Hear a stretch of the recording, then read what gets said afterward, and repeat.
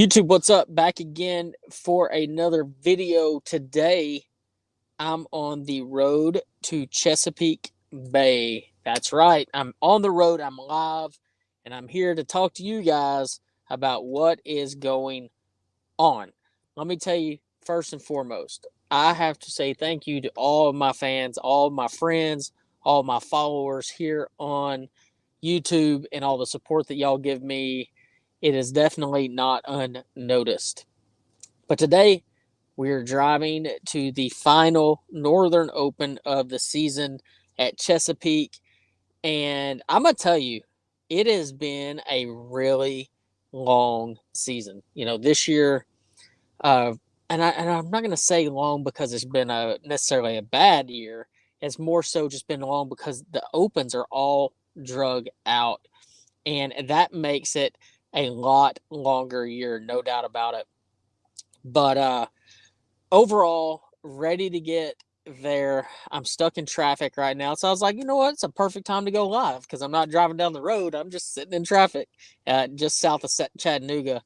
What's up, Frank? How's it going, buddy? I hope you're doing good, man. Clay, how's it going, dude?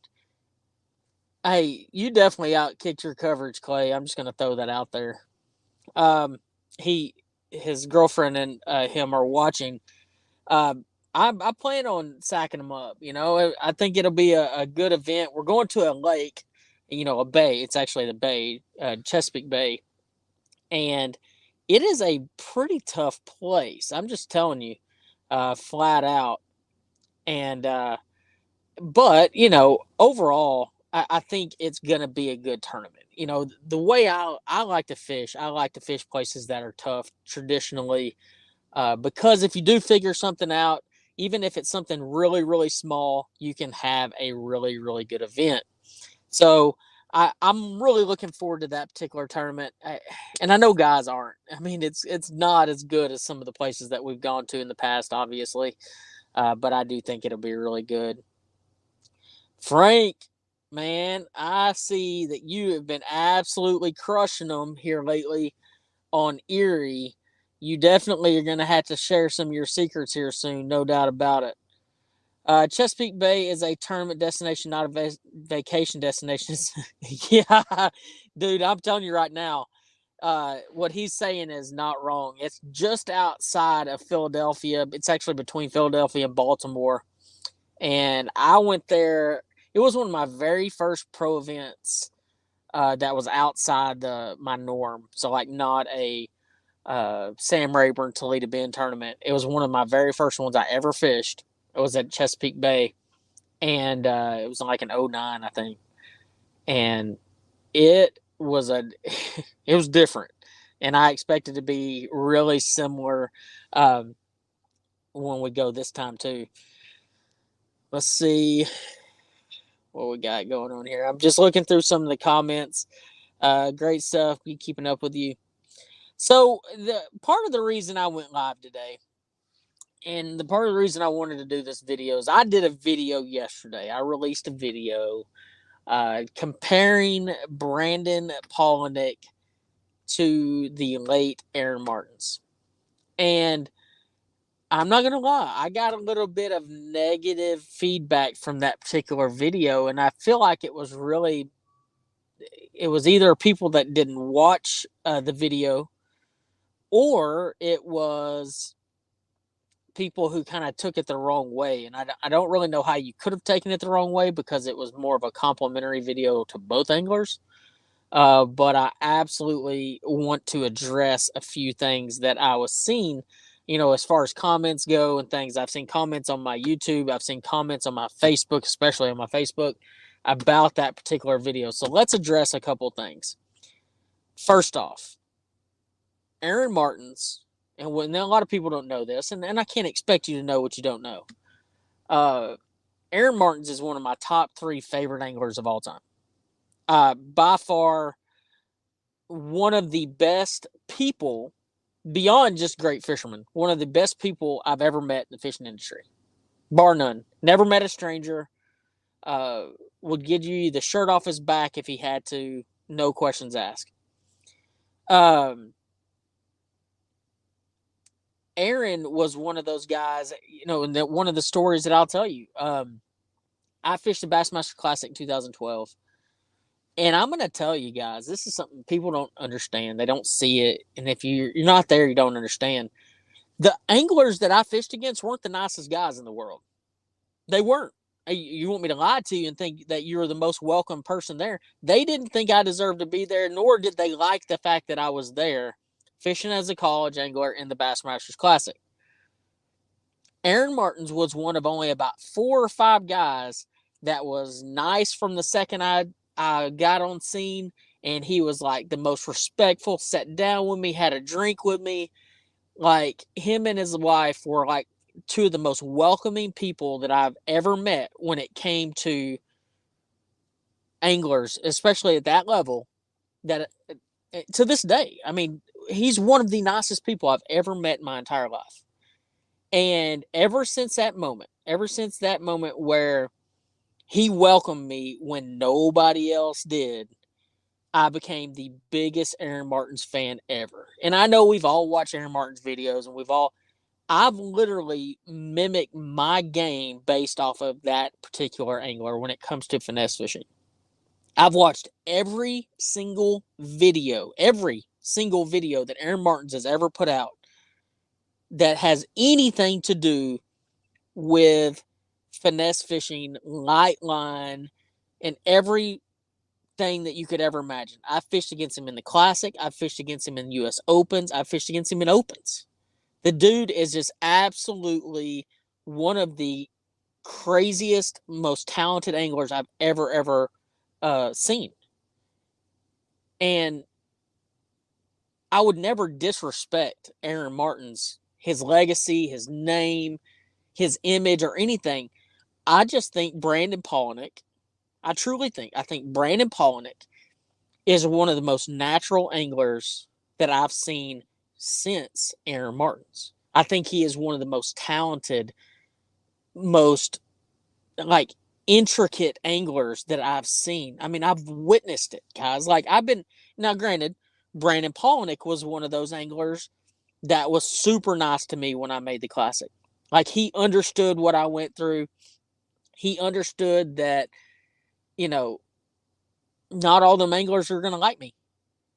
And that's fine. But he has literally been my friend ever since the Classic in 2012.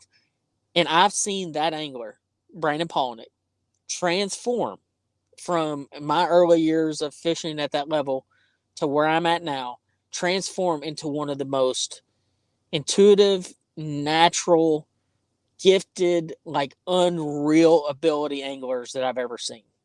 Like, both anglers, Aaron Martins, Brandon Palaniuk, are two of the very best to do it. Just bass stats, and I'm not talking Major League Fishing because I don't know their stats. I don't even know how to obtain their stats at this point. But just bass stats, Aaron Martins won 9 events, and he won 3 Angler of the Years. Brandon Palaniuk, as it sits today, has won 2 Angler of the Years and 6 events. Has he hit Aaron's numbers yet? No. And are we growing up in a different time? Absolutely. Am I saying that there will ever be another Aaron Martins? Probably not. I got reamed about the fact that I didn't understand that how great Aaron was out west. Guys, one of my really, really good friends is John Murray. Okay. I've known John for an extremely long time, which happened to be one of Aaron Martin's very best friends of all time. John could literally talk for days, weeks about Aaron Martin stories. Not hours, not minutes, days and weeks about Aaron Martin stories about how great of an individual he was. And let's be honest, John Murray is one of the best West Coast fishermen of all time. Won more boats, won more tournaments, just about anybody. Aaron Martins is one of the best West Coast anglers to ever live. No questions asked. Like, I'm not doubting the guy's ability. Like, dude, I fished against him too many times. I fished boat to boat against him in the Bassmaster Classic on the Red River. Literally, we were 20 yards apart. Like, I would never in my life sit there and degrade or put down an angler like Aaron Martens. And I would only hope, that anybody that watches my YouTube channel, and when I put out a video, understands that, like, I wasn't attacking anybody, nor was I degrading anyone or disrespecting somebody's ability. Will there ever be another Michael Jordan? I don't know. But I'm not going to be so naive to say that there won't be somebody that's pretty darn close. You know, you look at a guy like LeBron James. Do I like LeBron James? Not necessarily. But is he an extremely talented basketball player? Absolutely. Is he growing up in a different time of basketball? Absolutely. I'm not trying to say that Tiger Woods is a better basketball player than LeBron James. Like, I'm not crossing platforms here. I'm just saying that two guys that competed against each other for over a decade are really similar as far as mindset goes. It's the most extreme compliment that you could ever give somebody. So I just really, more so than anything, wanted to address that particular aspect of that video. And I felt it was easier to do it live because, you know what? The cool thing about live is y'all get to ask me questions and y'all get to throw in y'all's 2 cents in this particular situation. So, overall, that's my take on the Aaron Martens, Brandon Palaniuk thing. I wasn't trying to create a rift. I wasn't trying to say that one's better than the other. I didn't even say that. All I said that is they both remind me of each other. I see Brandon coming up, and he's a great angler. He's a great friend, and you know, I mean, I don't know what else to tell you guys. I mean, that's just kind of where we're at. So make sure you drop some questions in there. Uh, Frank, I've never heard a bad thing about Aaron, and I don't think you ever will. I mean, he's just one of those guys. Let's see, what is that? I have to admit, there are so many anglers in sport fishing that even there's some pro anglers that I've never heard of before. You know, and that's a very, very good point. Uh, my wife says it best in this situation. She says that you could take the very best angler in professional fishing, and he could walk into, or she, whoever it is, could walk into a place, a very crowded place with a bunch of people and say, man, I am so and so, and nobody there is going to know who you are. The sport of fishing at this current level, even the biggest names in the sport of fishing, nobody knows who they are. Now, you look at a guy like Jimmy Houston, Bill Dance, Roland Martin, the old school guys that have been on TV for a really long time, they're a little bit more recognizable out in public. But when it comes to pro anglers, and I'm just talking straight pro anglers that don't have a TV show, it's harder to recognize those guys out in public. Tulsa Bass Professor, what's up, buddy? Uh, he's definitely going to be one of the greats. Completely agree. Brandon Palaniuk will be one of the greats that we look to in a few, in 10 years, a decade, 20 years. Let's remember, guys, Aaron was definitely getting up there in age and was definitely went too soon, no doubt about that. And that was another comment I had, is it was too soon to. Why would it be too soon to talk about one of my favorite people in the world? I want to point something out to you when it comes to Aaron. One more thing I want to say. I was actually talking to Bradley Hallman about it earlier, and we went into big detail about this. When Aaron passed away, it was last year. I think it was in November. Uh, I didn't do a video. I think I made a Facebook post just saying how much I missed him and wish he hadn't, gone through what he went through.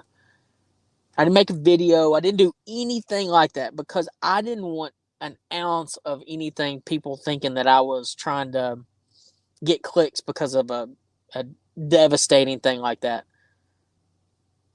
I've literally not posted a single thing about this forever. But I felt compelled yesterday to talk about it because I just thought it was a very interesting point. See, all right, here. So let's transition a little bit. Try to think how good he would have been with his live scope, how it is now. I'm going to tell you right now, Aaron was really good with forward facing sonar. There's just no doubt about it. I will say this though, everybody talks about Brandon having all these advantages when it comes to live scope and forward facing sonar.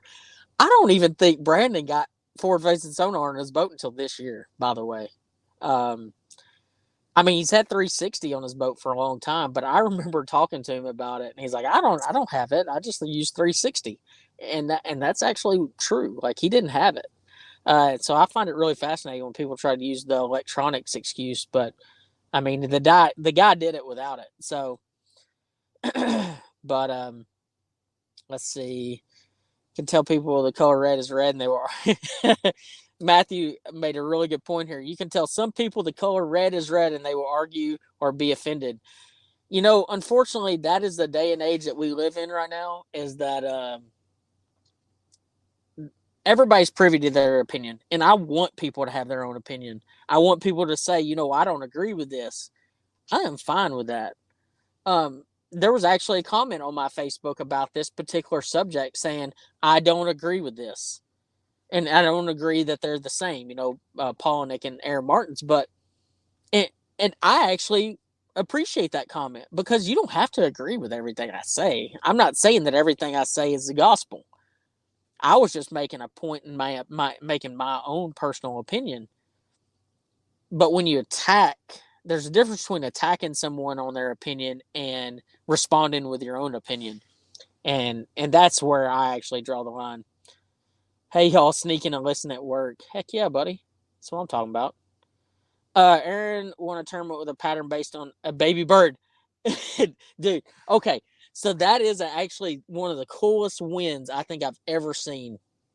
I think that happened at Havasu, is where he actually caught him doing that. And I mean, like, but that is what made Aaron Martins Aaron Martins. And I will say this: that was probably not Aaron Martin's first win on birds. I think that is a West Coast thing.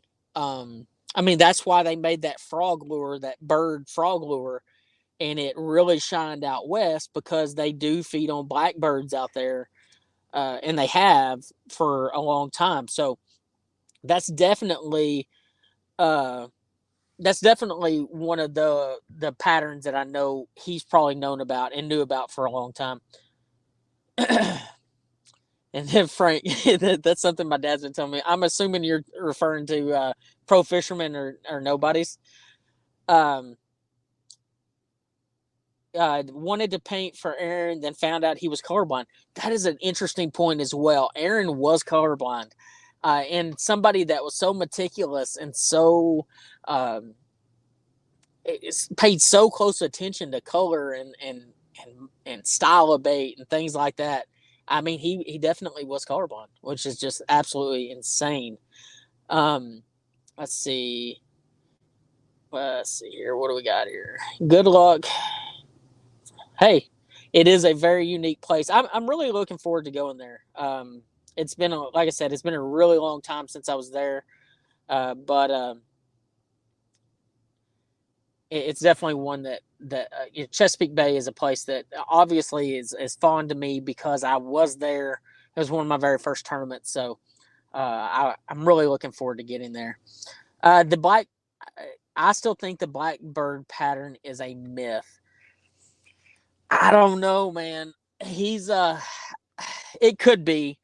I think bass. I mean, if you look at a bass, they are. We were talking about the other day. I want to say it was Todd and I were talking about it when it comes to baits and things like that. What imitates this? What imitates that? And a bass is a reactionary type predator. Like, what does a Cinco look like? You know what I'm saying? Like when it's falling through the water, what does a Cinco actually look like? Does it look like uh a bluegill? Does it look like what does a 10-inch worm look like that they actually eat on an everyday basis? I don't think it looks like anything. I think a bass is an opportunistic slash like extremely curious predator that I mean, they just eat whatever they see. It's not necessarily that I'm just going to go eat bluegill today. I'm going to eat whatever runs in front of me and makes me react and looks good. And I mean, there's been numerous photos and videos of of bass eating birds and ducks and turtles and every other kind of creature that swims in the water. So I wouldn't say it's a myth necessarily, as it is more of a bass being opportunistic. What's up, Robert Phillips? How's it going, buddy? Brandon. Okay, this Benjamin actually came with an extremely solid point. He said Brandon is the 360 master, and he's talking about the Humminbird 360, Mega 360, whatever it's called. Which I don't honestly have one. Um, Brandon is the best with that. Actually, there's two people that are the best in my opinion. There's truly two. There's Brandon Polnick and Brian Thrift.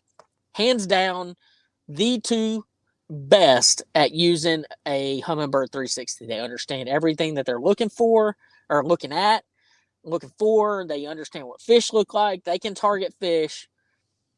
No questions asked with their 360. It is unreal how those guys utilize that technology to its degree. In fact, to the point where I would say there's definitely certain situations that 360 outshines a forward-facing sonar like a live scope active target, something like that. To the point where you've seen companies like Lowrance come out with their 360 that actually hooks into the head of the trolling motor or the foot of the trolling motor, and you can use the same type of technology in it, and it gives you that 360 look around the boat. And there's certain situations, fishing brush piles, boulders, breaks, ledges, things like that, where I mean, you're more so trying to fish cover than you are particular with fish.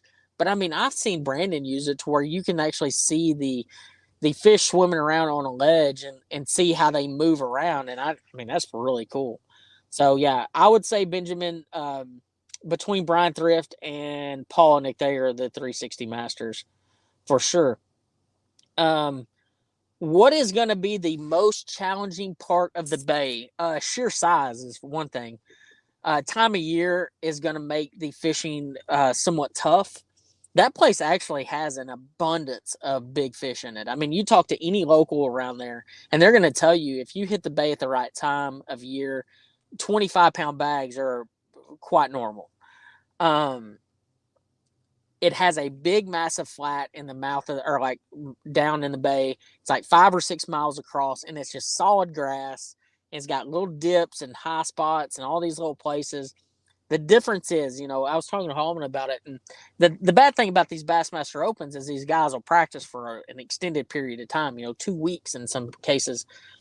But a place like this doesn't get beat up as hard, and the reason why is do fish bite here, and are they going to be pressured? Absolutely. But the deal about tidal fisheries, and this is a tidal fishery, is a lot of times it doesn't get the near the pressure because the fish bite in really small windows. So like on outgoing tide, for instance, they might only bite for 30 minutes during the day. Well, that 30 minutes, you've got to be on the exact right couple places or doing the exact right thing to get some bites. And if you're not going to get any bites anyway. It's just going to be kind of dead. It's really weird how these tidal fisheries play. And, but it's really interesting. That's what makes it so much fun, because you got to really pay attention to the tides, where you're at, the type of cover you're around, no matter what it is, and it will a lot of times get you more and more bites. Uh, did Hallman get us hooked up on the lodging like he did at Oneida? I mean, he got us a really, really awesome place there by Takeoff, and it's right there on the water. I can't wait to show y'all what it looks like. I think it's gonna be really good. Which day is the tournament going to be live? I want to say it's only going to be the final day. Um, if I remember correctly, how it works is for the live coverage, they're going to do final day of each division. So, of each of the last tournament of the division. So, it'll be Chesapeake Bay's last day, Rayburn's last day, and Hartwell's last day. I think is what it is. So, those will all be live coverages. To be honest, I mean, let's see. Well, I agree with you there, man. You lose interest, and sometimes that has to do with like when you grew up and stuff. I'll tell you one thing. would I just go learn an abundance from watching, let's just say, Jimmy Houston or Bill Dance's show? Probably not. I mean, at this point, I mean, you spend enough time on the water. I think that'll teach you a lot anyway. But I'll tell you guys, Jimmy Houston is one of, if not the nicest people in this whole world. Um, he's once again one of my top three anglers of all time as far as just overall people. Um, the nicest person you'll ever meet in your entire life. So I would watch him more just because I like him so much. Let's see. John Cloud is a colorblind fisherman from Tulsa. Um, and he has to have his 5-year-old help him organize the jig box because the green pumpkin and watermelon all look the same. And I wonder what the bass make it, what they think it looks like. I mean, if you think about it, do those colors blend into each other with them as well? It's kind of curious to know how that all works out. Let's see. Oh, there we go. I accidentally hit the wrong button.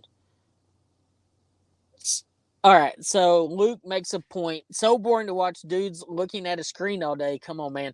Hey, I'm not disagreeing with you. I'm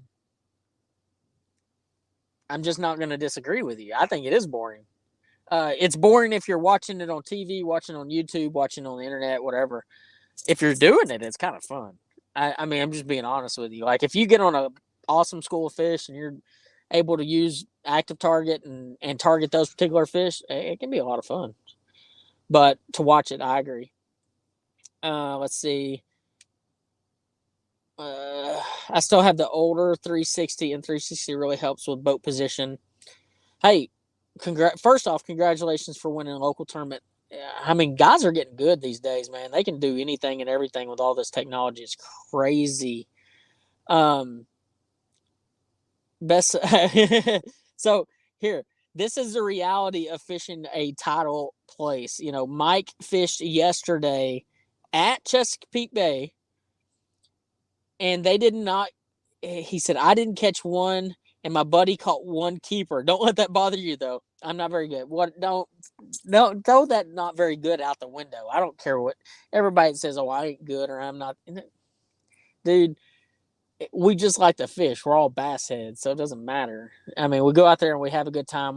We just like to go fishing. I mean, that's why I go. Um, my point exactly, Jacob.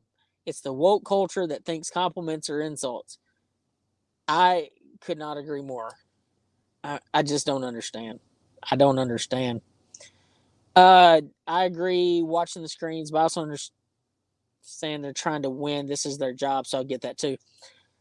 It is. And until or unless a certain technology is banned, and I'm just saying it's not going to get banned everywhere, but if it gets banned in upper level events, you're going to see a shift in tournament performance, but not as much as you think. I mean, you're still going to see the same guys do really, really good because they're really, really good fishermen.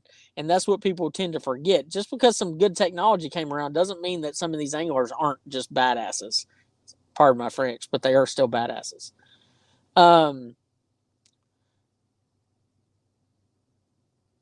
Although they caught all the big bags with all that fancy stuff, hey, they still catch big bags. It doesn't matter. I mean, that's the thing. Like these dudes right now, they still catch them, man. I don't care where they're at or what. I mean, it's crazy. Let's see.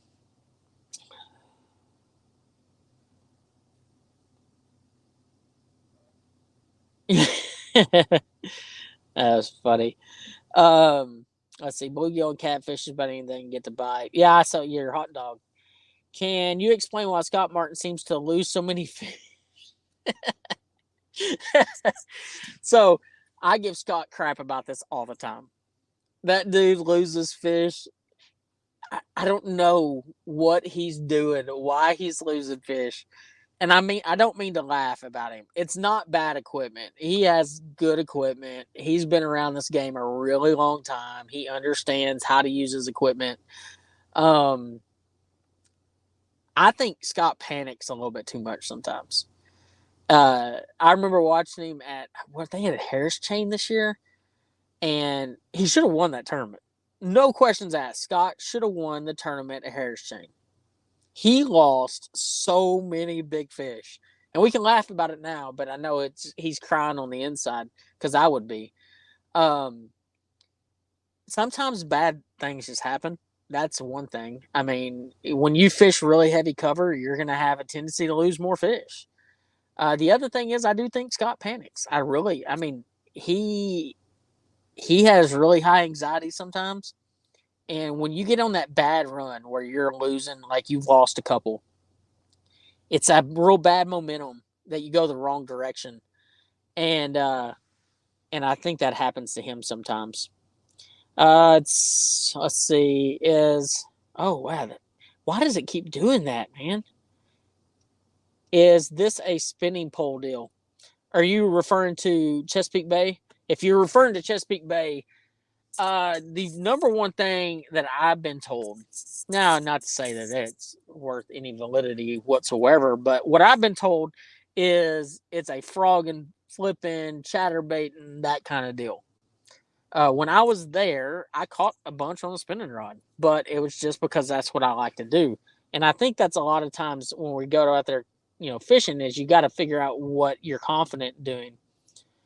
Um, Mike Iaconelli Bill Dance taught me as a bank angler, all you need is three baits: top water, crankbait, spinnerbait, soft plastic. You know, absolutely. Completely agree. I mean, if you're a bank angler, you just need to cover water columns, whether it's top, middle, bottom, and figure out what baits you can use to cover those particular columns, because 9 times out of 10, the fish are going to be in one of those more so than the other. So, like, if the fish are on the bottom and you start catching them on the bottom, you're probably going to just keep catching them on the bottom. In retrospect, you might catch them all on top, and it's a good to have, to switch around and figure that out. Speaking of Iaconelli is one of those guys that was super nice to me at the Classic. Talked to me, was very respectful. I asked him some questions, and the dude sat down with me for an hour answering questions with me like he was my best friend. I will always have a bunch of respect for Iaconelli. No matter all the crap that he's done and all that stuff, Iaconelli will always have a place for me or with me because of how he acted that week at the Classic. Um, man, that's bad. Yes, Scott should have won, no doubt about that. I completely agree. Let's see. Angler of the Year trophies and points destroyed bass fishing. It's that simple. It shouldn't be an end itself. It should just be proud about it. I don't know. I mean, I read a bunch of your stuff. Um, I don't think Angler of the Year ever destroyed bass fishing because it gives you a basis of being able to measure what a level of talent is on a series. So I think it's absolutely necessary to have Angler of the Year, have Angler of the Year points to be able to judge on what, as to what level an angler is doing in a particular event. So I would have to disagree with you there, respectfully disagree with you. That was fishing. Let's see.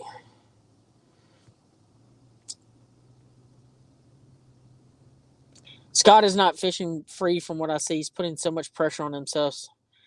So this is a very interesting point Matthew's making here. I've seen Scott do this. I mean, I've roomed with him for years, and Scott puts so much pressure on him. So people just don't understand. I mean, they don't realize it's not about not understanding.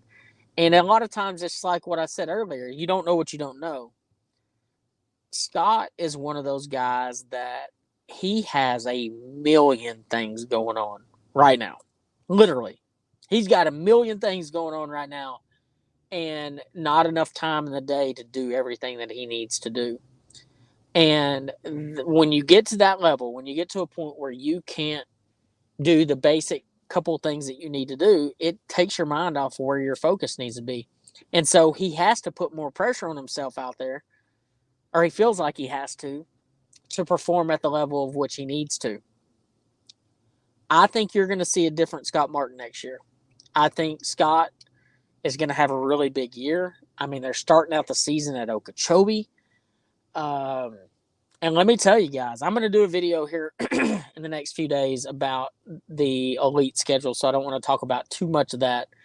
But let's just say Okeechobee has changed a lot in the last 5 years, and there's not an angler that's seen that change more than Scott Martin. So you're going to see him. I think he's going to come in his own this year. I really do. Calm down, Scott. Completely agree. He needs to calm down. Let's see. Throw the Castledine Hunter. It works everywhere year round. Just ask Todd. No, but for real though, you're watching. Hey, I've got people watching right now. Thank you. That's awesome. They're actually watching. That's freaking awesome. Just going down the road and they're watching YouTube. But the Castledine Hunter though, one thing about it, Todd is very adamant about how great that bait is, but it really is a good bait. And the new shallow water version of it is going to be even better. So I'm really looking forward to getting my hands on a few of those. Let's see. I see a lot of anglers manhandle fish at the boat now, either flipping them, grabbing the line. Some can learn a lesson and letting the rod do the work. Okay, so I agree and disagree with this. An angler by the name of Kelly Jordan fishes MLF, all that stuff, which I don't care about that crap. But Kelly Jordan has caught probably more, if not more, big bass than anybody that you know or I know, for that matter, from fishing Lake Fork all the time and all that. He is not one of those guys that play around with fish. Like, he gets them in the boat as fast as he can. The reason is the longer, and this is a statistic, I mean, the longer you let a fish swim in the water, hook to a hook, with your rod, and you play them, the more likely you are to lose that fish. That is statistically known. The more that fish is in the water, the more it's hooked, the more likely it is to jump off. No questions asked. So it's a fine line between playing them and manhandling them in the boat, because the faster you get them in, the less likely they are to get off. Now, if you horse them in and you overdo it, you are likely to lose those fish. So you got to really pay attention to the type of the fish it is, the size of the fish, and what you have them hooked on, and size line and all that stuff. I promise you, Kelly Jordan does not baby fish. That dude gets them in the boat.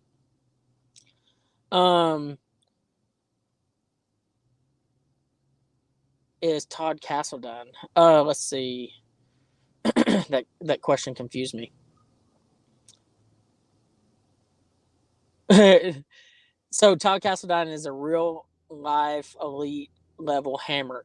I fished a lot with Todd. He's an extremely, extremely talented angler.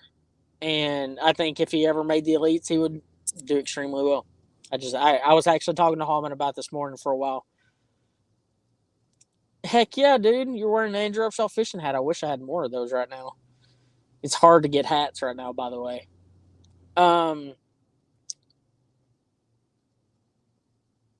Am I not watching the right? You're watching the right YouTube channel, man. I don't post a bunch of my tournament stuff like I used to.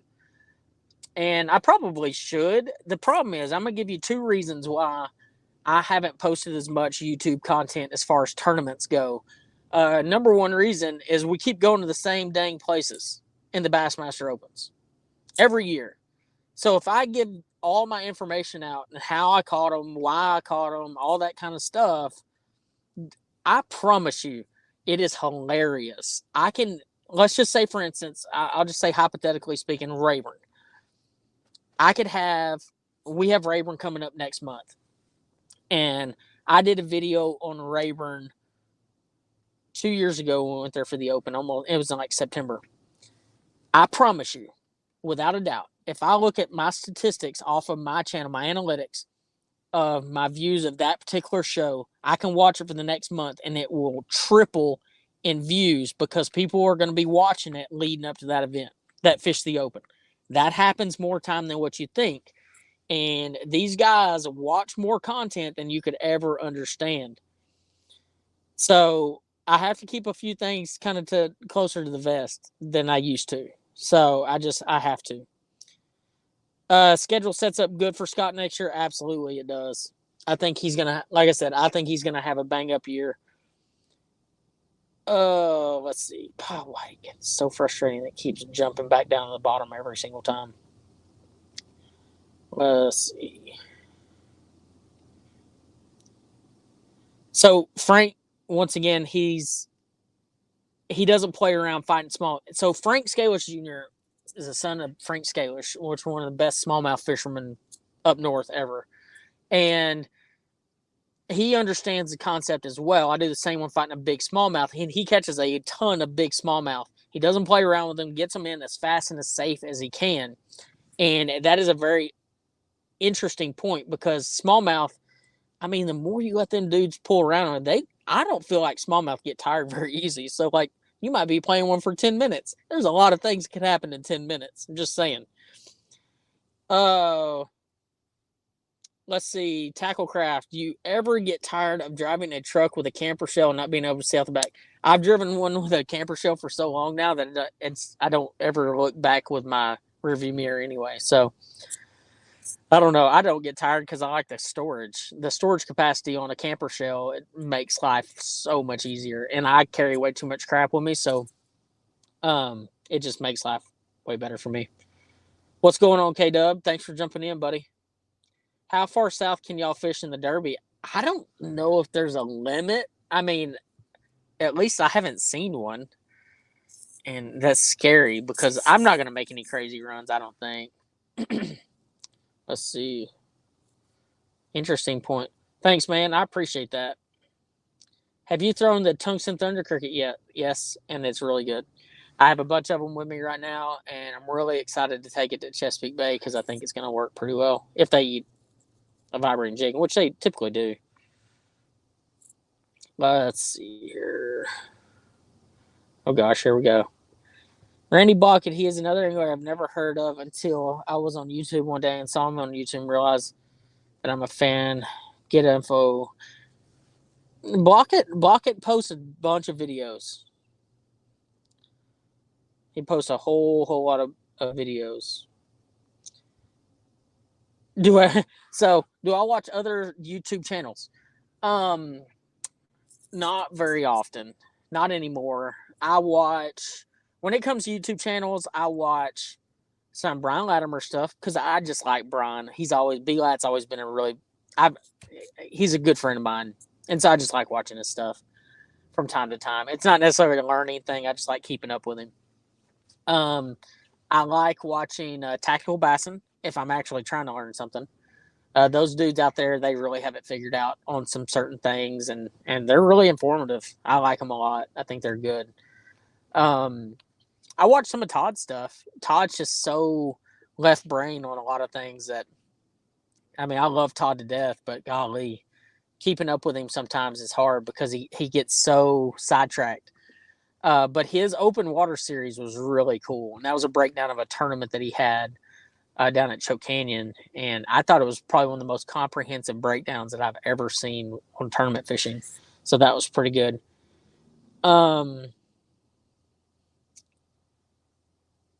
So I mean, everybody has their preference on fishing and like what to wear on their feet. I'll tell you this: I keep too many hooks on my deck. I would 100% hook myself if I fish barefoot. And if anybody fishes barefoot in my boat, they're going to hook themselves, and it's not going to be pretty. And I don't like pulling hooks out. I'm not really the best at it, and I wouldn't recommend it. I tell you, Jason Christie, the actual Jason Christie, told me a long time ago. He was wearing shoes, and it was the middle of summer, and I'm wearing flip flops and stuff. And he made a really good point. He said he wears tennis shoes. He wears like true athletic, like cross country type tennis shoes. A, for comfort, which makes a huge difference, and B, how many times, if say for instance you're fishing flip flops, how many times is your flip flop caught on the front deck and you fallen down? I can tell you it's happened to me like a ton of times. Well, when you're fighting a fish and you're having to chase them around the boat, do all that crazy stuff, the last thing you need to do is have a flip flop fail on you or you to step on a hook barefoot and it be game over. So I wear tennis shoes almost all the time when I fish, or some kind of closed-toed shoe that fits firmly on my feet, because I do think it makes a big difference. Am I going to fish the U.S. Open at Lake Mojave? Giant Smallies in there. This year, I'm not going to be able to make it, and only because I have the most ridiculous schedule, and I've had the most ridiculous schedule this year, and next year is going to be even worse. Um, I hate that it's not at Mead. I love Lake Mead, and I know Mojave has a lot of big smallmouth. The problem with Mojave is it is. I honestly believe that there will be a day or two canceled in that U.S. Open, and it makes it a lot more difficult for me to go to a place that I think that a day is going to get canceled because it's so windy. There's no place to hide at Mojave, and I think that's going to make it a little bit more difficult. I feel like they die easier if you play them. That is a true thing, guys. Frank made a very, very good point. When you are fighting smallmouth, and you, especially really big ones, and I'm talking like 5, 6, 7 pounders, when you fight one of those fish for too long, it will kill them. So the faster you get them in, the quicker you get them in, the more likely they are to survive. That is an absolute good point there, Frank. I agree with you on that completely. Um, let's see. God, I can't answer that question. Well, I can. I don't think my wife's watching. How much tackle have you already ordered for this tournament? I actually haven't ordered that much. I don't, maybe like $200 or something. I mean, I haven't really spent a lot of money on this tournament, uh, and only because I mean, I've got so much Tidal River stuff that I didn't really need anything. I think Georgia, because I remember. Yeah, I was at one year. I love B-Lat. I'm from the Carolinas. Yeah, B-Lat's awesome, dude. He's one of my favorites. Let's see here. Oh, they're letting me over. That's cool.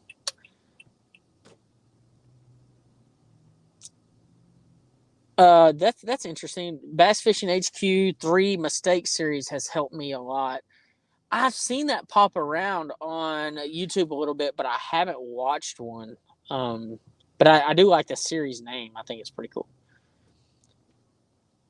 How all these tournaments work, like, do you have to be invited? Okay, so when it comes to the Bass Pro Tour, for instance, yes, you have to be invited, or you have to finish in the certain aspect of points at the MLF Pro Circuit. Now, for the Elite Series to qualify, you have to qualify solely through the Bassmaster Opens. I want to say they give 3 for each division, and then the overall. So I think it's like 12 people. Next year, it's not going to be the same. I don't think they're. I think they're only taking 9 next year overall. So that if you had a little bit more of a specific question, I probably could answer it there. But that's a lot. Yeah. I understood. Yeah, the boundaries. I mean that. As far as I know, I don't know what the exact boundaries. They sent us a tournament packet, but I haven't looked at the boundaries yet. What are my top 3 lakes to fish? I live in Eastern Kentucky. Let's see. Yours will be Cumberland, Cherokee, and Norris. So I've been to all 3 of those. I've won at 2 of those. I really love Cumberland a lot. I love Cherokee. Cherokee's just fickle. I mean, it's a tougher place to fish depending on time of the year, but I really love that place. I mean, it's a really good place to fish. Um, it's hard to say, man. I mean, I just like fishing, so I like anywhere that they're going to bite a little bit. I can tell you my least favorite place to fish, and that's probably Lake Louisville in Texas. I really don't like that place very much. Um, but overall, I mean, I mean, it is what it is. Like, if they send us there, that's where we go. Let's see. Hartwell is going to be good. Yeah, I actually really like Hartwell. I've always been a big fan of Hartwell, and it is a fun place to fish. It has a lot of fish in it. The fall can be kind of hit or miss depending on where you're at, but I think it'll be a really good tournament when we go there.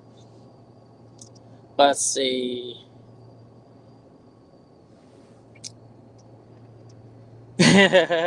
Yeah, big dog there for me when it comes to expose it would get in my head. Like I'd be so focused on my feet that I wouldn't be able to focus on what I really needed to be focused on, and it would really bother me. And so it just kind of depends on the type of angler that you are. And let's see, I think I'm more or less not a fan of grabbing the line. So grabbing the line is kind of gives you two. It can be beneficial to grab your line. It can be detrimental to grab your line, depending on the type of bait that you're throwing, the style of fish that you're going after. But it can help you control landing them. So it just kind of depends, man. Like I don't personally like grabbing it unless I just have to. But if a fish is going nuts and I need to change the direction and I don't want to stand back up, grabbing their line is the only other option. So that's kind of where I'm at with that. Have I ever given thought to fish MLF? That's a good question, Raj. Um, so not everybody knows, but like when I started fishing FLW, MLF, FLW, back in 2012, I fished the what is now known the Pro Circuit, but was the FLW Tour for a long time. I fished all the way to 2019, and 2019 was my best season I'd had. I won 2 events that year, and Forcial Cup, last Forcial Cup ever, and and then Major League Fishing bought them, and during that, I actually qualified for the Forcial Cup for the following year by winning the Costa Championship. Well, they decided not to honor that, and ever since then, I haven't fished an FLW tournament or MLF tournament for that matter. And part of it is because of that. I mean, they didn't honor that agreement, and it really frustrated me. And I didn't think they handled it the right way, and I don't think they handled any of that situation the right way for any of the anglers because I wasn't the only one. There was quite a few of us that kind of got the shaft in that situation. I will honestly publicly say I love a lot of the MLF anglers. There's some guys there that are really good friends of mine that I talk to often. Um, they didn't have anything to do with it. It was an MLF thing. It wasn't an angler thing. It was more of the who was running it and the decisions they made. They had to make, and I don't really fault them for having to make a decision. I just think they made the wrong one, and that's just my personal opinion. Um, and so ever since then, so I guess that was in 19. We're in 2022. I haven't spent a dollar with MLF. I haven't fished a BFL. I haven't fished a Toyota series. I haven't fished a Pro Circuit event.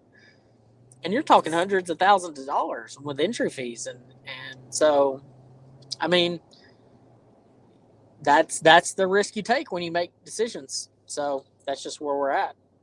But let's see, bass anglers who do television, YouTube, and fish circuits, I think huge work output.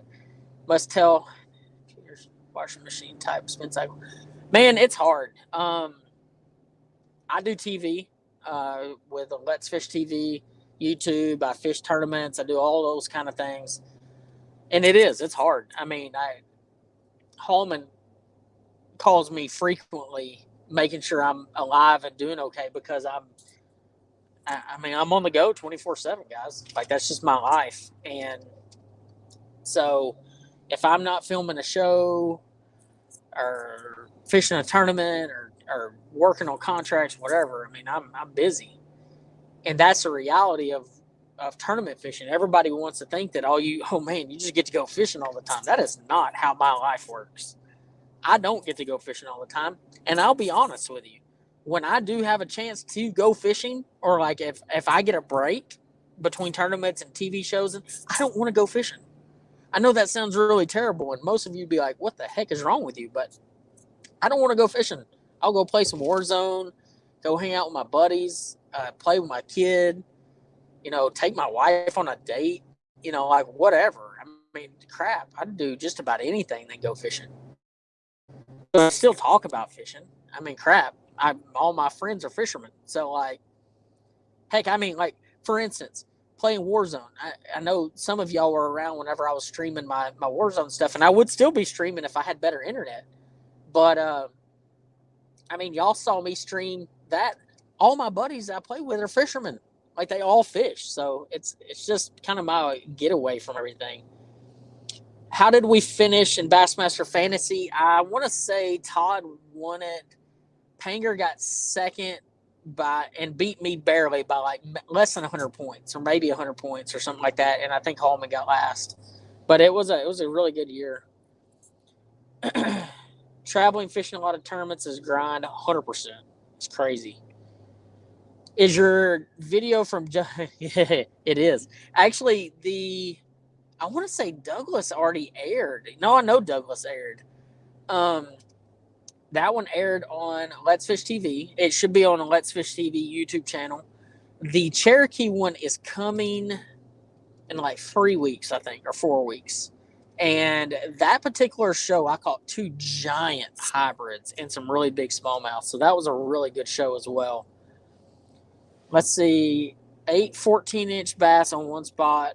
What would have been my next choice to catch bigger ones? So it all depends on what you were throwing to catch those fish. So let's just say, hypothetically speaking, you're throwing a shaky head to catch those fish, and you catch 8 14-inch bass. Well, maybe my next bait would have been a bigger crankbait, a swim bait on a jig head. It's all kind of relative to where you're at, though, and the forage that the fish are eating. You don't want to go too big, but you don't want to go too small either. I was in my socks and stepped on curved up into my bump board. Oh my God, that is terrible.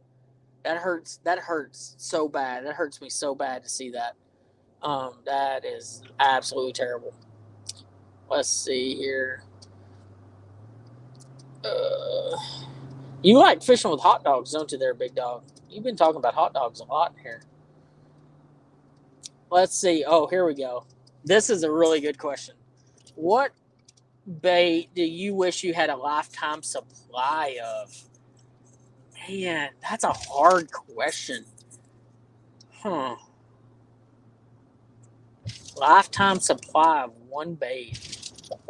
I was actually thinking about this the other day because, the thing is, you change sponsors around and let's just say, for instance, you get really locked into one particular bait, and then said bait gets, discontinued or hard to get. And it's just like, man, like that is a one bait that I throw all the time. And we're starting to run into that a little bit nowadays because baits are changing a lot. These companies are discontinuing things and coming back out with them or changing the way they're made or so on and so forth. One bait that I used a lot with another sponsor was a biffle bug. And I like the biffle bug a lot. Now, granted, I've kind of shifted most of my fishing to a rage bug. But I really enjoyed fishing the biffle bug, and I don't have the access to get him anymore. And so that kind of stinks. And you look back at other sponsor baits or other baits that I had over the years. I mean, one bait in particular that I really like is a Strike King wake shad. Well, you can't get a wake shad anymore. Like, they don't make them anymore. And you get one off the internet, you're talking $50, $60, $70, and that's for a used one. It's just hard to get. So, I mean, man, I don't know. I fish with so many different baits. It's hard to really say. I can't just put my head on one or my finger on one of them by any means. Let's see here. Did turning pro take the fun out of fishing and turn it into a job? Yes, 100%. Took the fun out of it. It's not. It's a job. It's my job. I do it every day. My wife told me the other day I need to figure out a way to find my drive again and have fun again. Because I'm going to tell you, fishing the opens is kind of like purgatory, I would feel like. I feel like it's the closest thing to purgatory in bass fishing. Because it is, I mean, the payouts are hard and hard to really wrap your mind around.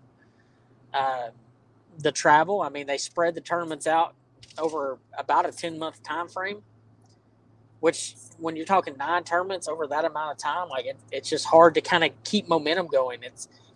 That's the one thing I really enjoyed about fishing the pro circuit or the FLW tours. All our tournaments were basically done by July or June, July. So it was like a 6-month time frame. So if you had a really good tournament, you bounced into another tournament. You could carry that momentum. But heck, you go into one of these and you might fish a tournament and not have another one for 2 months. And it's hard to keep momentum rolling because you kind of get lost a little bit. Not to mention the fact that they have 225 boats. Not to mention the fact that they have an unlimited practice and allow anybody to get in these events. So it makes it a little more difficult. I'm not going to lie. The opens are really hard.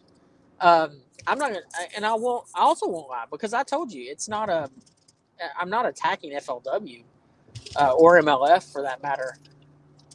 In 2019, I won 2 tournaments, and that was my favorite year I've ever had in tournament bass fishing. By far, I loved it. I loved fishing FLW. I felt at home, and I love the people that work there. Kathy Fennell, uh, just to name one, she was one of my favorite people at FLW. And I know she's still there, but it's still owned by a different group. So it's where I'm at. I believe Todd Castleton is one of the most underrated anglers in bass. I don't think he's underrated. I mean, dude, he's the only one that's ever won 4 Angler of the Years in Toyota Series history. So, no, he's not underrated at all. He's, if anything, he's very highly rated. Uh, he did extremely well when he fished the FLW Tour. Um, he's very intuitive. He is way more intricate and detail oriented than a lot of people give him credit for. He's an artist. He can draw just about anything and everything you could ever imagine. So yeah, I mean he's highly talented. How many rod and reel combos do you travel with in your truck and your boat? You know, I honestly don't keep very many in my boat. In my rod locker, I keep like 8 or 10, something like that. I keep most of them in my truck. That way, I cut down on some of my clutter in the boat and the weight aspect of things. I know rod and reels don't weigh very much, but I'm way more likely to break a rod in my boat rod locker than I am in my truck. So let's see. Todd is the man, treasure trove of fishing. Yes, he is. Yeah, I mean, he understands fishing as good or better than anybody. I want to say this about Todd. So I haven't said anything on this entire show about it, but next week I have a show that I'm putting out of where I ran the camera for Todd, and we did a show. I'm not going to say where it was or any of that. We shot it for Let's Fish TV, my TV show, and he absolutely blasted them. So I made a YouTube show out of it. It's going to release, like I said, I think Monday or Tuesday next week. And I worked my butt off on it. So I implore y'all to watch that particular show because I did put so much effort into it. I did a lot of B-roll editing. It isn't just basic set the hook, talk about it kind of crap. And overall, it's just a really good show. So I really hope that y'all take a look at that whenever you get a chance. I chase bass and channel cats. Heck yeah. Do you donate your old tackle? I wouldn't necessarily say I donate my old tackle. I donate a lot of tackle, though. I give a ton of stuff away to anglers all the time, and rod and reels and all kinds of stuff. But I mean, I don't give everything away. I keep a lot of stuff. I'm probably a hoarder, probably more so than anything. What tidal bass do you experiment with saltwater baits because of the various amount of forage? I don't necessarily experiment with saltwater baits, but I do colors. So, like, for instance, you talk about Potomac River. The blue crabs will run up in the river, and actually the bass will feed on the blue crabs. So a color like Okeechobee crawl, anything with that powder blue color to it, or any kind of blue, a big blue hue, like that's why black and blue is so good at the Potomac. But Okeechobee crawls are really good as well. Anything with a blue hue to it is really effective, and it's mainly to imitate a crab. I mean, truly. So, would you do if you didn't fish professionally? Oh, that's a good one. What would I do if I didn't fish professionally? Well, I'm going to get made fun of for this, and I don't care. If I was better at gaming, I would absolutely love to just be a professional gamer and play games all the time. Not even kidding. I love it. I love playing games, not just Warzone. I just like playing games in general. Um, I've always been a big gaming nerd. I just find it fun. I find it very fascinating.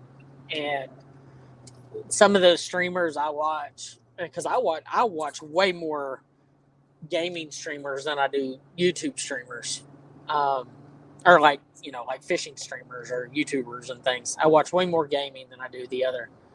And like Stone Mountain 64, like some of these guys that really are hardcore gamers that are great content producers. I get a lot of my thought process from them as far as how they manage things, and I find it very, very fascinating. So if I had to pick one particular job, it would probably be that. I mean, based off of talent, what I do, I mean, I'd probably be in marketing somewhere doing or sales or whatever. But that wouldn't necessarily be a dream job by any means. Um, let's see here. Thoughts on next year's elite schedule? I'm not going to talk about the elite schedule for next year. I'm going to I have a video coming out about that. Uh, but I'm gonna have a video coming out where I'm probably bring on Hallman with it. We're gonna talk about it a little bit. So, let's see. Want your kids to tournament fish? Do I want my kids? No, I don't. I don't at all. My son, I think he would actually be a really good fisherman, but I don't know. He's way smarter than I was at his age, and I think he could do whatever the heck he wanted to do. Honestly, if he wanted to be a doctor, he could be a doctor. I think he's only 7, and I know everybody's like, "Oh my gosh, you think your kid's way smarter than other kids." No, my kid's a smart kid. I mean, he's a very talented, smart kid, and I remember what I was like at that age, and I was nowhere near his level, not at all. His intelligent level is just crazy. So yeah, I don't want him to fish. If he's fishing, then he's not using his brain truly. So,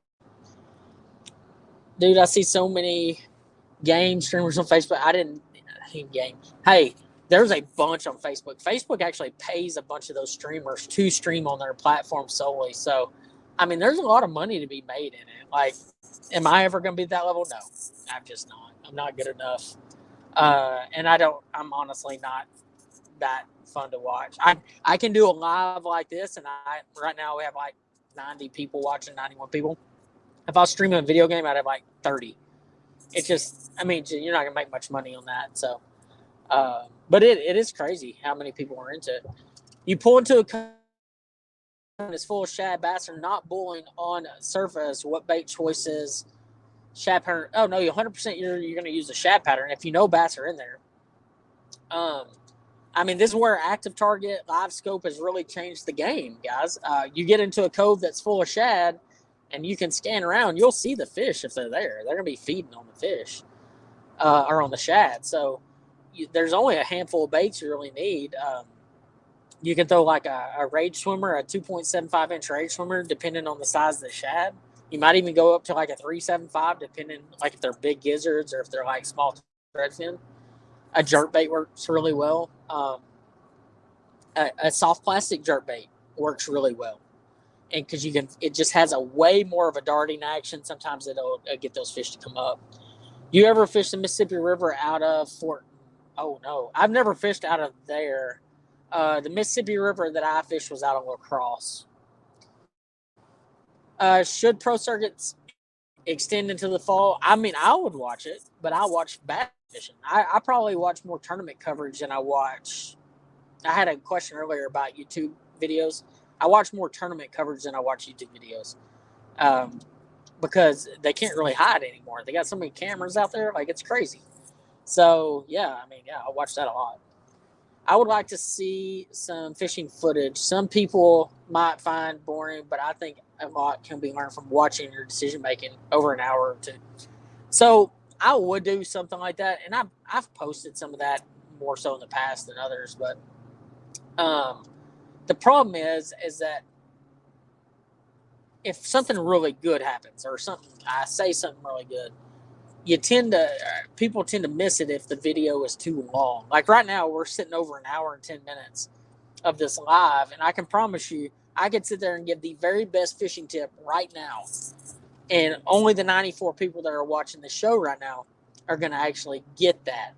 So it's kind of a disservice to put too much good information at the tail end of a video or maybe something like that. So, but I do the same thing. So when I'm watching live, I like watching like the live mix that actually goes on Bassmaster's website because it does more just extended coverage of just watching the fishermen, and I learn a lot more from that as well. But I think a lot of it has to do with watching. Better have some better internet. That's what's in East Texas. Yeah, no doubt. East Texas internet is hot garbage. Do you have any experiments with the new Tundra? So I actually had a buddy of mine ask me about that the other day. I don't yet. I have to buy a new truck in the next or like next month or so, 2 months. And I'm looking at it. So I don't know much about it, but I am looking at it currently.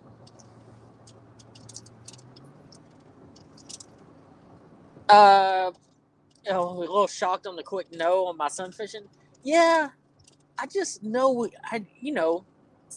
I know how hard I've had to work to get where I'm at, and the sacrifices that I've had to make, and I don't want him to experience that. Like, I want him to get into a field that he's as passionate about as I am fishing, and I don't see the passion for fishing like I feel like you should.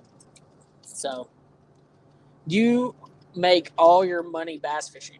I mean, I guess, yeah. I make all my money through, shooting TV, YouTube, fishing tournaments, other little side gigs. I mean, not OnlyFans or anything like that, but like, everything has something to do with bass fishing to some extent. Yeah. So yeah, I mean, it's my full-time job. No questions asked. Let's see here. What do you do to prepare for a lake you don't fish often? Um, I mean, it just kind of depends. Like, it depends on time of year. If I feel like, let's just say, for instance, I'm going to Amistad in February. Let's just say that. Okay, I haven't been to Amistad in a few years, but I know Amistad that time of year, the fish are going to be around the spawn, maybe already have spawned, and or starting to spawn. So the research I would do would not be the same as what I would do for Chesapeake Bay coming up. I already kind of have an idea of where the fish are going to be located, so I don't have to do as much, even though I don't fish it often. But a place like Chesapeake Bay, I'm going to look at past tournament results, past tournament footage. I mean, there's a ton of tournament footage out there for certain places. I'm going to do research as to what type of baits cover and that kind of stuff that fish are hanging around. A lot of Google Earth study. But I've gotten to where I don't do as much Google Earth study previous to getting there as much as I would figuring out what the fish are on and then doing the research during the tournament to figure out, okay, they're on these type of banks. This is what I need to look for. Instead of wasting hours and hours of scouring, Google Earth images, I'm more so focused on what I'm actually getting bid on, and I think that actually makes a difference. Recently bought a place in Mathis, Texas. Okay. Not far from Choke Canyon. Is Choke as good as some say? Yes. Choke Canyon is a fantastic place to catch bass. It has big bass in it, very big bass in it. And so I definitely would recommend fishing there. I've got a really good friend of mine, Ryan Watkins, that guides on Choke Canyons on the weekends. And you should definitely look him up. His name is Ryan Watkins. You can find him just about everywhere. Classic at Knoxville, not familiar, weight per day guess. Ooh. That time of year, I mean, you're looking 17, 18 a day winds, I think. Depends how cold it is. I mean, if it's super cold, maybe not. I don't know. But I think they'll catch them pretty good. Let's see. Help. keep folks around in longer videos. But I agree with you. It is tough. Yeah, the longer videos that will help some, but it's still keeping people for too long is hard. You think professional fishing has become harder to do each year? Yeah. I mean, let's be honest, guys. Um, the gas prices in Hemphill, Texas, okay? Hemphill, Texas is like 367. And now 10 miles away, it's like 320 something. But my point is gas has been absolutely ridiculous this year. Entry fees, for the most part, I mean, you look at Pro Circuit, you look at Bass Pro Tour having to pay entry fees now. The Elites has kind of stayed status quo. Entry fees have, for the most part, gone up, and payouts haven't gone up. They're not paying any more money. And getting sponsors right now is as hard as it has ever been for people, especially just people tournament fishing. And so I would say it is as hard or harder every single year because our sport refuses to evolve into a different type. Now, do I have the answer as to where it should go? No. I mean, but I do think that currently the sport of tournament bass fishing as we know it is slowly dying to a certain level. It's slow death, and it might take 20 years, but it is slowly dying to what we always knew because of everything happening around us. And we'd be only so naive to believe that we don't have to adapt at some point to make things better. So, yeah. Simple. There are 3 baits I pack with me. 1 top water crankbait. Yep, I agree.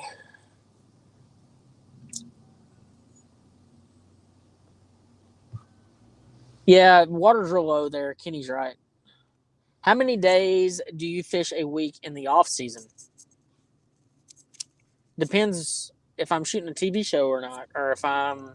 I mean, so Let's Fish TV, for all of you that don't know, Let's Fish TV is on the air 39 weeks out of the year.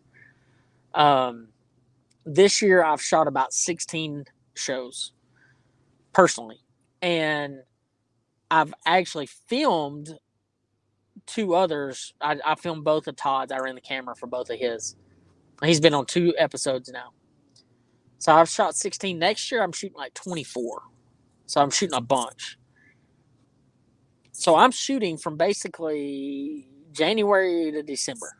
Um, so when I'm not tournament bass fishing, I am typically going to film TV shows. I'm just kind of where we're at. So yeah, it has come up a little bit. Hey, Oklahoma Chris, thanks for coming in, buddy. I really do appreciate you stopping by.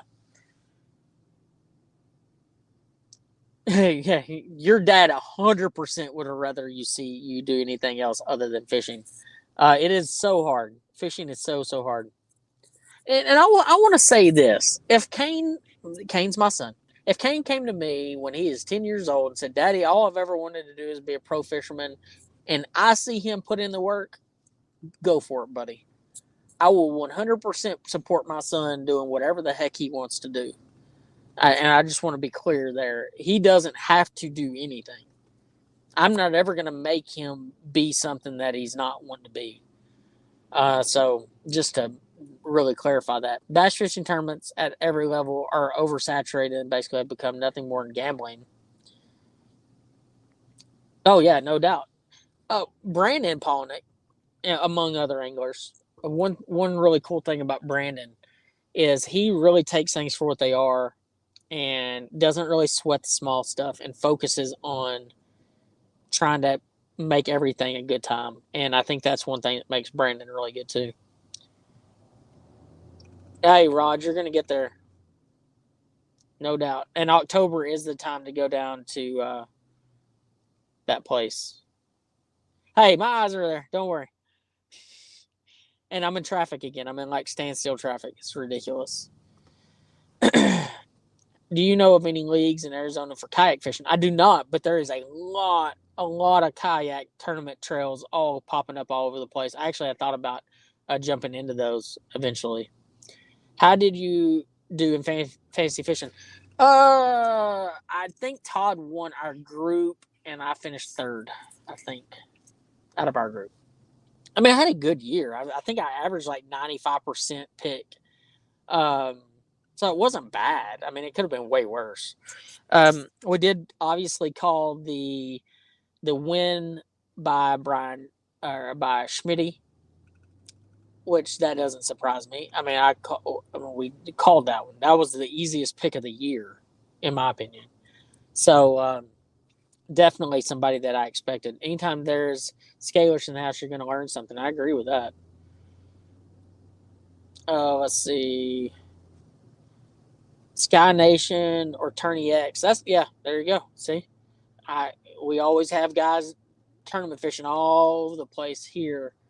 And I have just as many kayak anglers following my stuff as I do bank anglers like KRDP, um, and just your everyday local hammers. I mean, heck, I play with a bunch of college guys on Warzone all the time. So I mean, like we all, I can talk about tournament fishing with anybody. Have you ever considered starting the Todd Castledine the Juice type series post tournament? What you do differently? So if you notice, and anybody that watches my YouTube channel should, we all kind of have our different style of things. I do a lot of tip videos. I do a little bit of tournament coverage. And then we do a lot of opinion post kind of stuff. And then every once in a while, I'll throw out a really highly edited video that nobody watches. But I try not to piggyback or handicap any of my buddies' series. So, like Castledine's Juice type series, I'm going to let him roll with his deal because it works for him. I've got some really cool things coming down the pipe, some really cool stuff. Um, it's just a matter of getting some stuff edited. I literally have 10 shows, 10 YouTube shows in the can right now that I need to edit that I haven't had time to edit, truthfully. Um, because I need a break just like you do. Or not you in particular. I don't want to point you out, Drew. But I spend so much time filming, so much time on the road, so much time fishing tournaments and all these things that when I'm away from it, I want to be away from it. And so I'll disappear and play some video games or do whatever. I'm coaching my son's little league football team, and I'm really excited about that. I think we're going to be good this year. Kane's having to play quarterback, which that's kind of stressing me out because I didn't ever want him to play quarterback ever. But we didn't really have much of a choice this year. Have you ever considered starting? Let's see. I already answered that question. Let's see. Raj, you still haven't added me on Facebook. I don't know what's going on there. Do you even follow me on Facebook? So Frank Scalish, you're 32, so I'm 30, 35, so I'm only 3 years older than you. I thought it said 22 for a second. I was so confused. Holy crap. Todd getting the love in here. Love it. Three amigos. Upshaw. So Holman and Castledine and I think Castledine already had a YouTube channel, but we all kind of started at the same time. And we all worked together and we built what we have today. And we really worked so hard in the beginning to try to build up our following and get people involved. And that's part of, so, I get a lot of questions about video games and why I do what I do and why I stream that stuff and why I do all these things that I do. And I'll be honest, guys, like, A, I really like playing video games. B, I felt like it was a great way to connect the younger generation to what I was already doing. Because if I could meet them on their level, I could go to them and show them some normalcy of, hey, this guy's just a normal guy. Like, I can go play video games with him. I can talk fishing with him, whatever. It brings more of that fan base back into my YouTube channel. It brings, heck, I've made some really good friends off of freaking playing video games. I mean, some great dudes. But at the same time, like Castledine and Hallman will always be two of my best friends out there when it comes to fishing because of how hard we worked and how long we worked to try to get our YouTube channels going. And now, granted, we did release our YouTube stuff at the exact right time when it came to growing during the pandemic and all that stuff. You know, do we all three wish we'd have done this 6 years ago? Absolutely. We'd be like, I don't even know what our squad would be called, but it wouldn't be Guggen. But we would be way larger than what we currently are. So there's definitely, you know, I really wish we'd have done some things earlier on. Oh, I bet we do, Kenny. I bet we share a lot of the same subs. I know for a fact we do. There's a lot of guys that carry over between all three. But you know, I've gotten some I've actually read some really terrible comments about me on like Hallman's and Castledine stuff because I mean, we all like pay attention to that stuff, and there were some really terrible comments. People saying that I had a really annoying voice and they couldn't stand listening to me and things. And that's fine. I mean, I get it. We all have our thing. Like, I love Jimmy Houston to death, but his laugh drives me nuts. Um, you know, we all have our thing. So, I mean, if you don't like the sound of my voice, I mean, heck, my wife doesn't like the sound of my chewing half the time. So, you know, that's just the reality of it. Oh, if we all three made the elites, it'd be three amigos. We would have some kind of a thing. There's no doubt about it. If I had Facebook, the Instagram, and what more, if I had any of them, I would follow. No, dude, I'm glad you're here. If I didn't have to have social media, I probably wouldn't have social media. I think it's the devil. But for real though, I really, social media is just so hard. I get way more out of using YouTube, and that's part of the reason I actually went there. I love the difference between the three, similar but yet way different. No, we are way different. All three of us are way, way different, and we're all different types of anglers. Now, I will say, you know, Holman and I were talking about the other day. Because now we have kind of like Pangrak in the group a little bit. Panger kind of does his deal, and the deal about Panger is he's way, way more finesse than I ever am. Uh, and I'm way more likely to pick up a big rod and go flip the entire day, no questions asked, as Pangrak is to pick up a drop shot and go throw it all day. So we are all totally different. We all kind of have our different mindsets on how to catch bass. Let's see. I need to subscribe to Holman. Yes, you need to. Holman, Holman doesn't post as many videos as say Todd does. More so Todd. I've been kind of lax lately, and not necessarily because I didn't want to post content. It's just kind of run out of time from time to time. Holman has some like super in depth stuff. So I mean, if you want to learn some really really in depth stuff, you definitely need to go follow Holman. He's going to be able to help you out a ton, an absolute ton. Let's see. It may be the reality that you don't like everything about everybody, but you shouldn't go into somebody else's channel talker.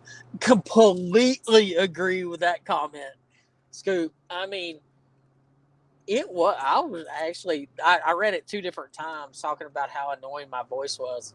I was like, it kind of was like hurt my feelings a little bit. I was like, dang. Like, I mean, I know I probably don't have the most appetizing voice of anybody out there, but like, I didn't think it was that bad. I mean, that's the thing. Like, I know at the level of which I am right now. I am not an A-list celebrity. I'm not any of those things. I'm just a human being. And I have a YouTube channel that has a handful of followers that really like to watch my content and stuff. I read all my stuff. Now, I might not always get to respond like I want to, but I mean, good Lord. Like, I mean, if you don't like me, that's fine. But you don't have to go to one of my best friends' channel and say how much you don't like me. That sucks. So, and you know, and I have guys that tell me sometimes like I have too much of a TV voice, or like I'm too scripted, or I'm too whatever. I've had that comment a few times. I can't always be like I normally am, like to my buddies all the time, because I probably say too many ugly words, and I don't want YouTube or Facebook or any of those others to demonetize me or to tell me that I can't be on the platform anymore because I cuss too much. It is a problem. I probably cuss too much, but I have a lot of kids that watch my channel, and I can't be dropping f bombs all the time with all these kids watching. I'm not going to be that person, because I wouldn't want to do that in front of my child either. I wouldn't want somebody else to do that in front of my child. And so I try to kind of steer clear of, or try to be a little bit more. I mean, do I hold myself at a different professional level than others? Yeah, I think you have to. I don't think you can. I mean, don't get me wrong. I know there's people who survive and do really well by being true, authentic self, but like I can't be that authentic. I just can't. Let's see. I've done way better of my bank tournaments and learned a lot of tricks and tips, mostly from you, but some from Castle and Scott. Scott has some really great stuff. I mean, he's got McCoy doing a bunch of unreal editing for him. I don't know how he does it. McCoy is probably one of the most talented people I've ever seen. And Scott's stuff is so produced, heavily produced. I definitely can't match what he does. I've tried a lot, and McCoy's just way better at it than I am. And that's the thing. Like, I can accept when I'm not as good at something as somebody else, and that is one of those things. Like, I try really hard, and I hope if you watch this and you're watching it right now, I do have a show with Castledine dropping next week, and I'm really proud of it. I want y'all to watch it. I really want y'all to watch it. I think y'all will enjoy it. I think you'll learn a lot from it, to be honest. But yeah, it's definitely one of those that, like, I'm very, very proud of. Voice is fine. I'm not here for a voice. Man, I get that too. I wouldn't be here for a voice, but everybody has their whole thing, I guess. Looking for attorneys. Yeah, heck yeah, dude. You need to. I hope you find some. Braid to fluorocarbon knot. Which do you use? I use a Alberto. Um, it's a very fast knot. If you tie it in correctly, you know it really fast. I don't hardly ever break at my knot. It goes through my guides really well, and I hate the FG knot because I'm not any good at it. That's just where we're at. We live in a generation of internet warriors. Don't worry about it. I know. I never really talk about it. I mean, y'all, I don't make videos talking about negative comments, or I guess you could say this one was kind of about that a little bit, talking about Aaron Martin's Brandon Palaniuk deal. But this show wasn't necessary, or today's video wasn't necessarily just solely off negative comments, but I wanted to clarify a few things. But I never make videos off of bad comments, because I don't really give time of day to bad comments most of the time. My brother my brother Ryan Upshaw, he works for Fastenal, and he gave me a bit of advice last year before last, because he knows that if you do YouTube, if you get in the spotlight enough, or you do whatever, where people actually pay attention to your life and what you have going on, you're going to have negative comments. You're going to have people who tell you suck or whatever. I've actually got an old man on Facebook or is it Facebook and Instagram, that will message me all the time and tell me how terrible of a fisherman I am, that I need to quit. I'm telling you, like, he's the meanest freaking old man ever. But what my brother told me was, he said that what you should do when you get a really bad comment, message, whatever, you need to read it once, read it twice. A lot of times, don't respond the way you want to. Go and erase that first response that tells somebody to go F themselves. And do your response, read it a few more times, respond, and then delete the notification and move on with your day and forget about it. And that's kind of what I do when I get really, really terrible ones. I appreciate you give your honest opinion. Always respond to my post question. Yeah, oh yeah. I try, dude. Like, I get a lot of messages and a lot of comments, and it is hard to keep up with all the comments sometimes. But I need the comments, so it's kind of like a catch-22. You better freaking respond if you can. Keyboard warriors, so frustrating. Yeah, they are. Okay, I can't say that one. Been following all three of your channels for a while. Thanks, Rick. I really appreciate it, buddy. Dude, I met you and the others at iCast. There was one that really did me kind of bad. Really wanted to meet him, but I don't go blast him because he wasn't friendly. Well, that's the bad thing. I once had a guy tell me, and it's about an angler, and I'll say his name because I don't mind. I once had a guy tell me that Ott Defoe was the rudest person, pro angler, that he'd ever met because I want to say his kid tried to get an autograph at a gas station, and Ott said he didn't have time or something. And this guy was like adamant that Ott Defoe was the worst human on planet Earth because of it. I can understand from both perspectives. I can understand from the fans' perspective saying, I didn't think I was really approaching him at a bad time. But, I can also see it from Ott's perspective. And that's to say, you're only getting one side of the story there. But,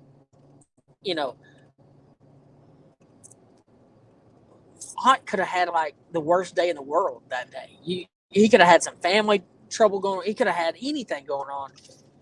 We're only human, guys. Like, we all have bad days. And so I promise you, I'm not defending whoever this individual was that you tried to meet.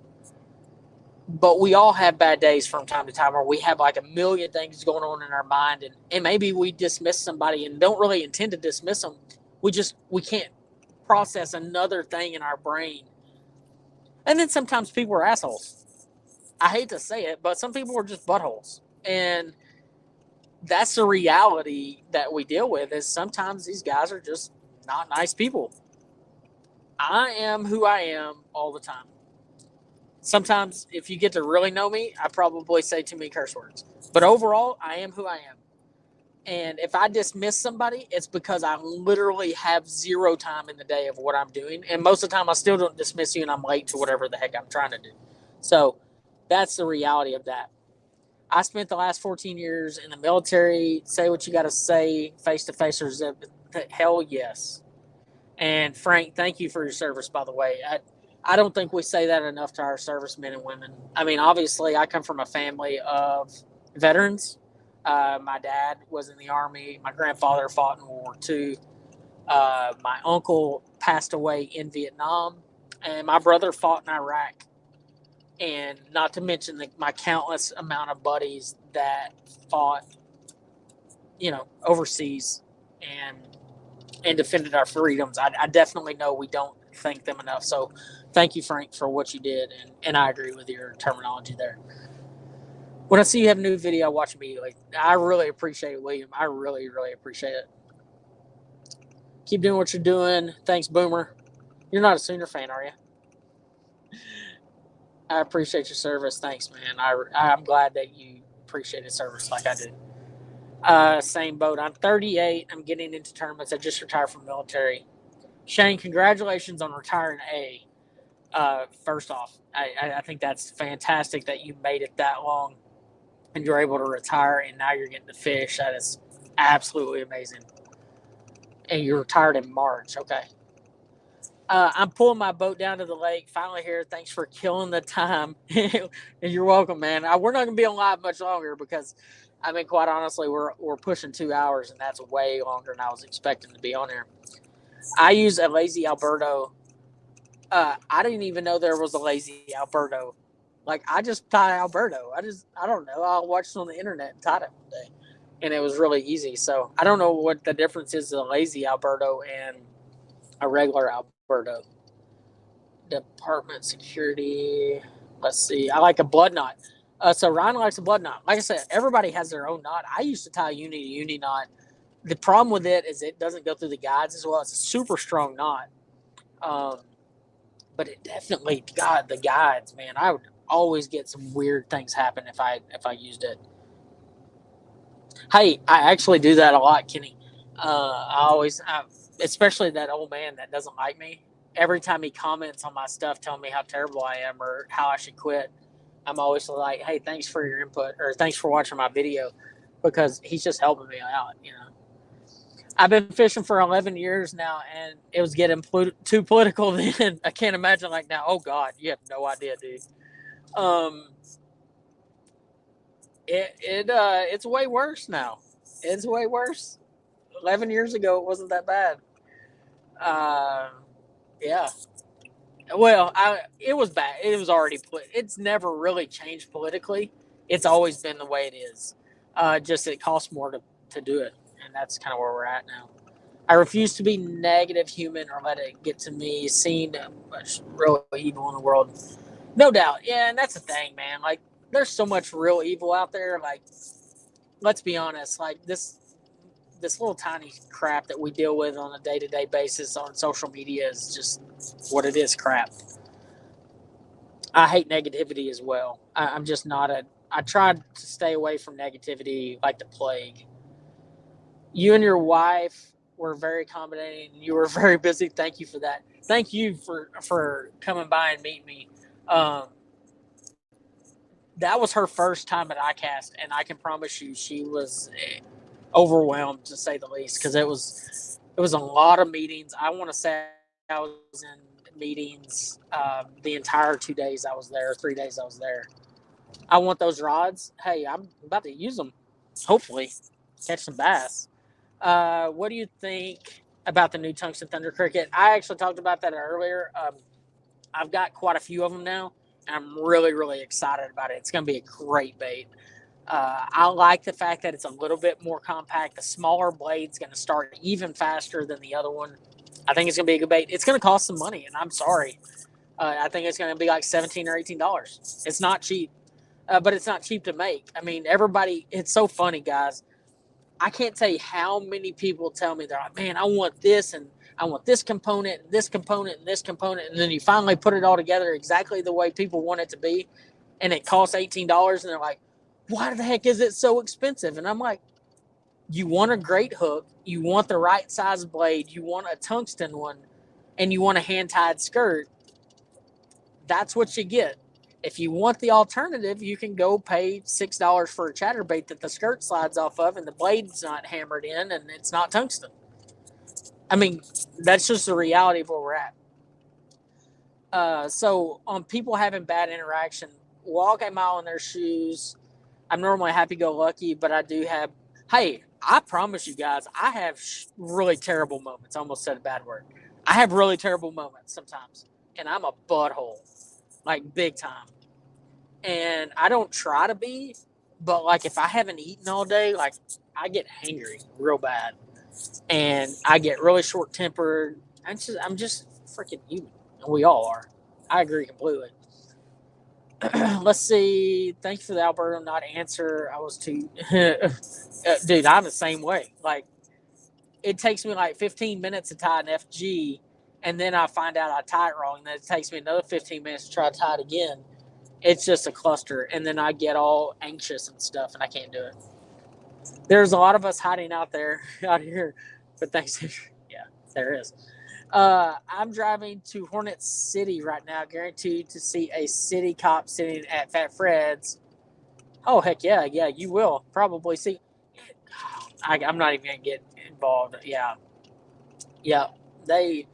I will say this: I was driving through. Was it Georgia earlier? Yeah, I think it was Georgia, and they hadn't mowed the median in quite some time, and all I see above the grass, it was like 4 foot tall. All I see above the grass is the lights sitting above the grass. And there was a cop hidden in the grass. I shit you not. A cop hiding in the grass. That is unreal. The places that some of these police will hide sometimes. And I love the police. I don't have a problem. But that was kind of extreme a little bit. Let's see. 30-year vet. Hey, Steve, thank you for your service too, buddy.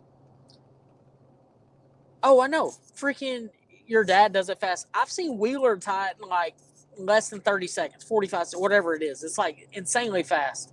And I'm like, whatever, dude. Like, it just makes me mad. I can't watch people do it because it pisses me off. Like, I can't do it. Um,